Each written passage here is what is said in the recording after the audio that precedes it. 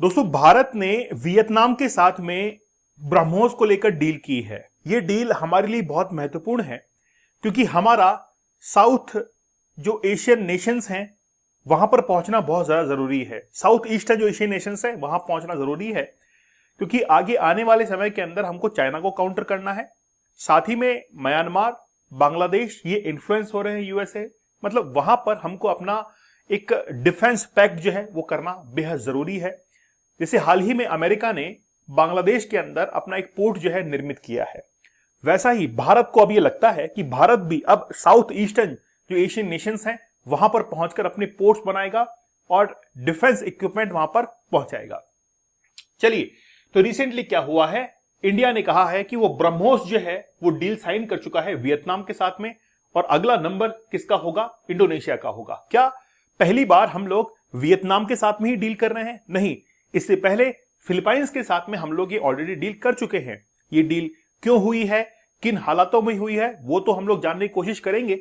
साथ ही के अंदर ये भी देखेंगे कि आखिरकार ब्रह्मोस के क्या स्पेसिफिकेशंस हैं, कैसे हम लोग इसके मेजरमेंट को, इसका आकलन किस प्रकार से कर सकते हैं, क्योंकि भारत और रूस के द्वारा एक जॉइंट वेंचर ये चलाया गया था। तो India has signed a deal with Vietnam to supply BrahMos supersonic cruise missile jointly developed by with Russia. Okay, और अब जो है ये एग्रीमेंट किसके साथ में होने वाला है? इंडोनेशिया के साथ में होने वाला है। वियतनाम के साथ में हमने $60 बिलियन मतलब 60 अरब रुपए की हमने ये डील कर ली है, जिसमें हम लोग इनको देंगे ट्रेनिंग, उसके बाद में हम लोग देंगे लॉजिस्टिक सपोर्ट्स, फिर देंगे हम लोग इनको रिपोर्ट वगैरह सब कुछ मिलेगा, और साथ ही के अंदर कोई भी प्रॉब्लम होगी खुद हम जो है वहां पर पहुंच पाएंगे। वियतनाम के साथ में इस तरीके से डील हुई है। ठीक है, मतलब कंप्लीट जो है हमको सब हम जो है सपोर्ट दे रहे हैं।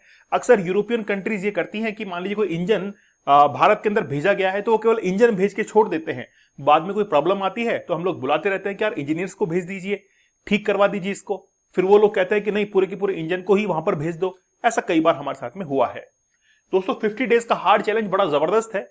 ये बहुत हार्ड होता है, मतलब 50 दिनों तक आपको वो रूल्स एंड रेगुलेशंस फॉलो करने होते हैं।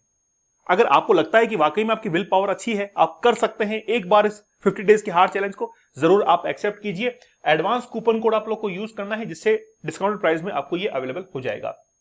चलिए देखिए, पहले तो हम लोग ब्रह्मोस के बारे में जानते हैं। तो भारत की जो है ब्रह्मपुत्र नदी के, ठीक है, और रशिया की नदी के ऊपर इसका नाम रखा गया है ब्रह्मोस। अब इसमें एक शब्द लिखा हुआ है जिसका नाम है सुपरसोनिक क्रूज मिसाइल। यहां पर दो वर्ड जो है वो क्लैरिफाई करने जरूरी है। एक तो लिखा हुआ है सुपरसोनिक, और एक लिखा हुआ है क्रूज। ठीक है, ये लिखा हुआ है सुपरसोनिक जो है ये इसकी स्पीड को दिखाता है कि क्या इसकी वेलोसिटी है। इसकी वेलोसिटी जो है वो क्या है, कितना तेज गति से चल सकती है। और ये जो है क्रूज, ये इसके पाथ को दिखाती है कि जितनी स्पीड से ये जाएगी तो आखिरकार उसको कौन सा रास्ता जो है अख्तियार करना पड़ेगा। वो जिगजैग जाएगी, एनवायरमेंट को क्रॉस करेगी, सीधा जाएगी, क्या उसको जो है वो रास्ता अख्तियार करना है।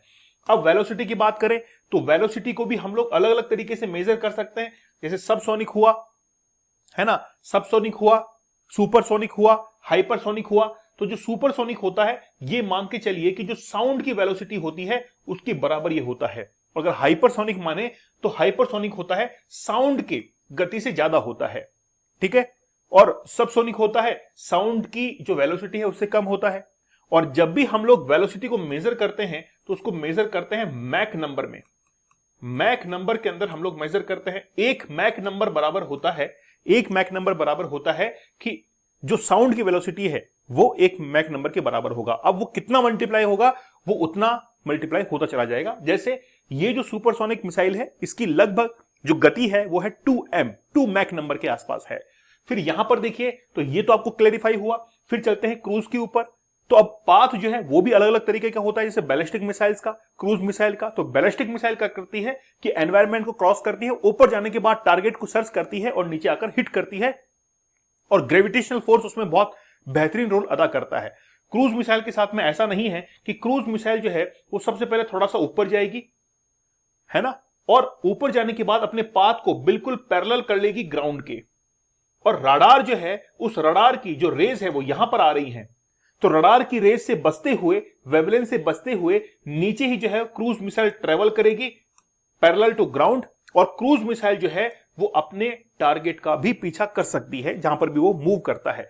तो क्रूज मिसाइल रडार के पकड़ में नहीं आती है, स्पीड जो है वो काफी तेज होती है इसकी, लेकिन जो बैलिस्टिक मिसाइल्स होती है उनका धमाका बड़ा तेज होता है। तो आप लोग समझ चुके हैं कि ब्रह्मोस को हम लोग सुपरसोनिक क्रूज मिसाइल जो है वो क्यों कह रहे हैं।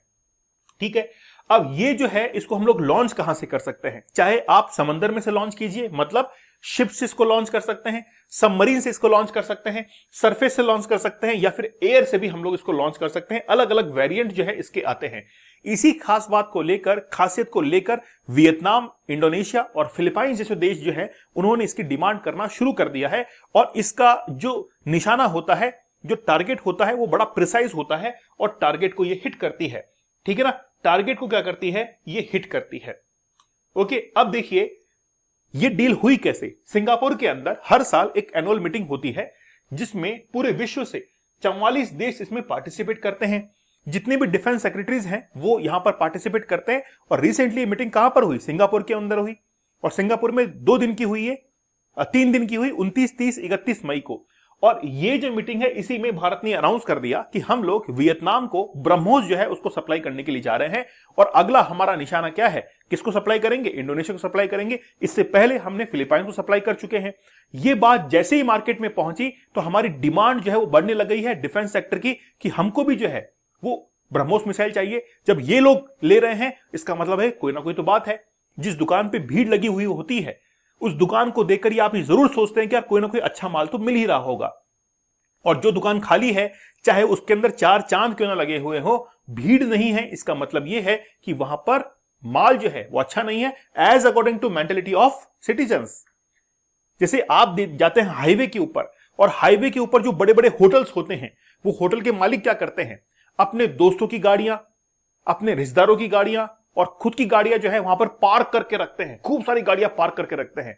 तो आने जाने वाले को लगता है कि देखो कितने सारे लोग जो है अंदर बैठे हुए होंगे, सबकी गाड़ियां यहां पर पार्क है, लगता है खाना अच्छा मिलता है, लाजवाब लजीज मिलता है। लेकिन वो केवल गाड़ियां दिखाने के लिए है। दोस्त को फोन करके कह देते कि भाई तेरी थार वार जो है ना यहीं पे खड़ी करके जाया कर, पार्किंग समझ ले इसको तो तेरा। तो आप समझ रहे हैं, तो दुकान पर भीड़ जो है वो दिखाना जरूरी है। तो यहां पर ऐसा ही है। सिंगापुर के अंदर जो सबमिट हुआ वहां पर हमने ये बता दिया कि देखिए हमारे जो खरीदार हैं वो कौन कौन है, इससे हमारी डिमांड जो है वो रेज होगी। फिलीपाइंस जो है वो हमारा पहला ऐसा कंट्री बना था जिसने इसको बाय किया था ब्रह्मोस को। और वो जो डील 2022 के अंदर हुई थी वो हुई थी $375 मिलियन की डील हुई थी। बहुत बड़ी डील थी और पहली बार हम लोग साउथ ईस्टर्न एशियन नेशंस के पास में हम लोग पहुंच गए थे।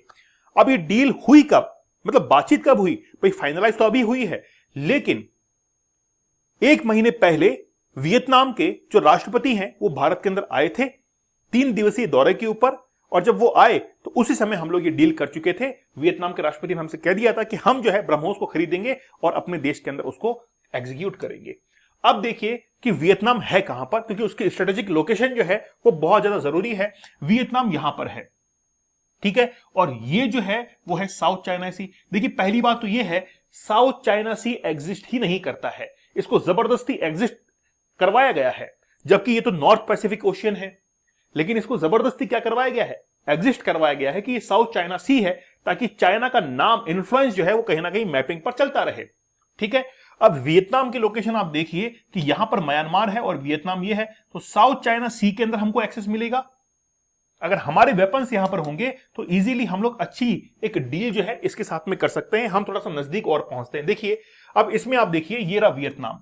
अब भारत से जब हमको वियतनाम पहुंचना हो तो हम लोग जाएंगे म्यांमार, म्यांमार से थाईलैंड, ठीक है, थाईलैंड के बाद में कंबोडिया और कंबोडिया से फिर आएंगे वियतनाम के अंदर, या थाईलैंड से लाओस होते हुए फिर वियतनाम में आ सकते हैं। तो यहां पर अगर वियतनाम में हमारी मौजूदगी रहेगी तो चाइना को यह पता रहेगा कि यार ये लोग यहां तक पहुंच चुके हैं।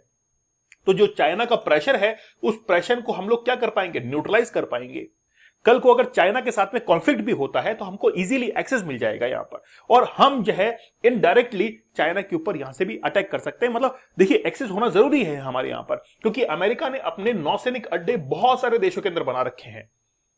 जब भी आप देखते हैं कि साउथ चाइना सी के अंदर जब भी चाइनीज फोर्सेस आती हैं तो अमेरिका के जहाज जो है वो यहां पर पहुंच जाते हैं इनको सपोर्ट करने के लिए। क्यों? क्योंकि अमेरिका ये चाहता है कि हमारा भी इन्फ्लुएंस जो है यहां पर बना रहे।